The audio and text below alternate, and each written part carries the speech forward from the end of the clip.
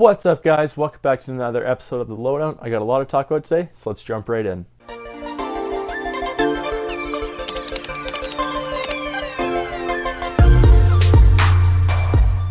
Now, the first story I want to talk about today is a couple days ago, the Denver Broncos 2015-2016 season Super Bowl rings came in.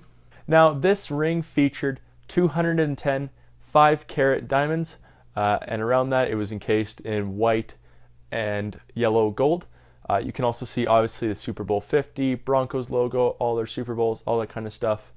Now, the actual value of this ring hasn't actually been released yet, but most Super Bowl rings range between $30,000 and $40,000. Last year's Patriots rings were around $36,000, so you probably estimate it's going to be somewhere in that range. All I for sure know is that it's a pretty damn good way for Peyton Manning to be sent off into retirement. And it wouldn't be the Lowdown if I didn't cover some NFL rule changes that happened this week. There were two actual rule changes this week. Now, the first rule change is unofficially known as the James Jones rule, where this week the NFL has officially banned wearing hoodies underneath your game jersey. Now, they banned this because they're reportedly saying it is unsafe for players to have that, as it can be yanked on by their players and grabbed, and it wouldn't count as a horse collar tackle, and it also covers up the name bar, which, if you think about it, isn't the exact same as someone with dreads. Hopefully the NFL doesn't make hair a part of their uniform policy in the future and bring everyone down to a jarhead. Now, although a lot of people are up in arms about the rule and how it's affecting only really specifically James Jones obviously chimed in saying, "I don't understand where they're coming from, but some rules you just really don't need to think or talk about.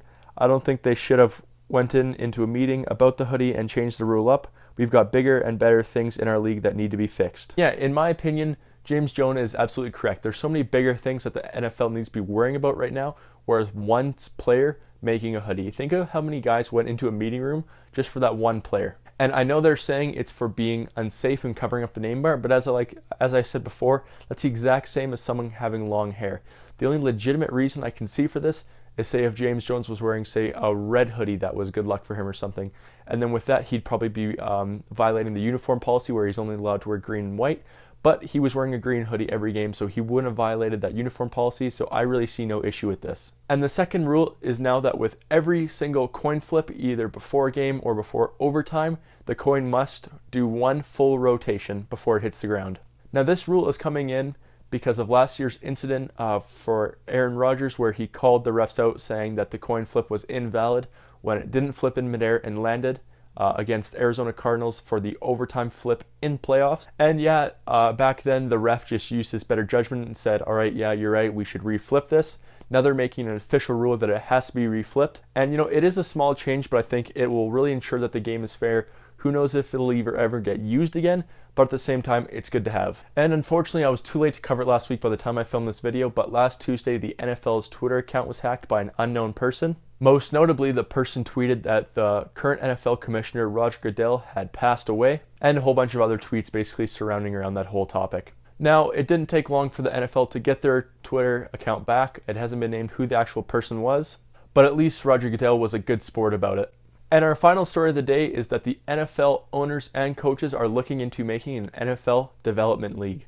Now, in the past, most NFL players have either come from NCAA, CIS, the one player from Germany, CFL, AFL, in those regions, and even before, the really closest one to a development league that they've had is the NFL Europe. However, that was a massive failure that cost them tons of money, and a lot of those players just came over to play in the CFL. But I think the real issue with that before is that none of those NFL Europe teams had direct affiliation with any of the 32 NFL teams, so none of them acted as a direct feeder team to them like you have farm teams for NHL. So there was talks of a spring league, although no details have officially come out yet about what type of league it's going to be. All they've really said is that most NFL owners and coaches are on board for whatever type of league it'll be. And at this point, it's inevitable it will happen sooner than later. So yeah, I think this is good for the NFL. It gives them direct feeder teams. It'll help out free agents stay active when they're still trying to look to get recruited, say guys like Tim Tebow, or maybe if Johnny Manziel didn't spiral. However, I think this is actually going to hurt some of the other surrounding leagues. Say if I was in the CFL right now, or in, say, the AFL, something like that, say the salary that they offered me in the CFL was the same or even maybe a little higher than they offered me in this developmental league, I would probably move over to the developmental league because I know I have a closer affiliation to NFL teams where I know if I'm good enough and I believe in myself enough, I can get paid down the road a lot more. So I think this might actually hurt the competition rate in the CFL once this league comes in, but we'll never actually know until it actually happens. And this week we had 6 players to talk about that signed. The first being Chargers wide receiver Keenan Allen signed a 4-year, $45 million deal with a $9.5 million signing bonus.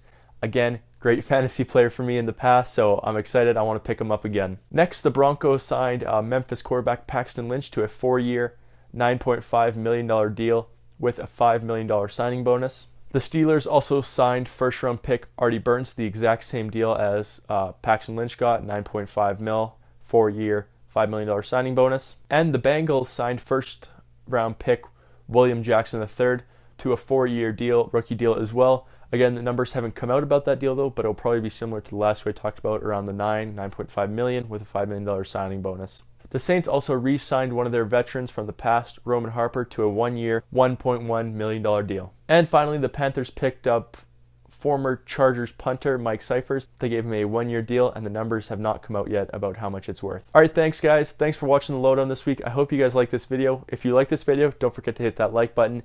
If you really liked it, please share it, as it is a tremendous help to me.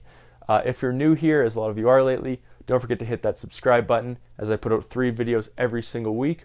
If you want to stay up to date on all my social media, about my shirts when they're coming out soon, check out my Instagram right here.